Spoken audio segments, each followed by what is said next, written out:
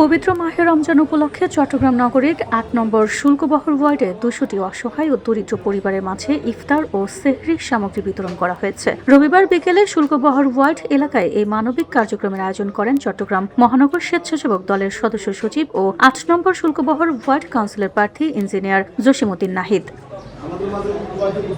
বিতর্কিত ইফতার ও সেহরি সামগ্রীর মধ্যে ছিল চাল, ডাল, ছোলা, ভোজ্য তেল, আলু সহ নিত্য প্রয়োজনীয় বিভিন্ন খাদ্য সামগ্রী। অনুষ্ঠানে প্রধান অতিথি হিসেবে উপস্থিত ছিলেন চট্টগ্রাম মহানগর স্বেচ্ছাসেবক দলের আহ্বায়ক বেলায়েত হোসেন বুলু। এ সময় আরও উপস্থিত ছিলেন মহানগর স্বেচ্ছাসেবক দলের যুগ্ম আহ্বায়ক রাজিব উদ্দিন আকন্দ, মহসিন কবির আপেল, নগর স্বেচ্ছাসেবক দলের সদস্য জাফর হোসেন রনি, জাবেদ সাফায়াত সোবহান, পাঁচলাইশ থানা স্বেচ্ছাসেবক দলের সদস্য সচিব নুরুল কবির পলাশ সহ থানা ও ওয়ার্ড পর্যায়ের নেতৃবৃন্দ।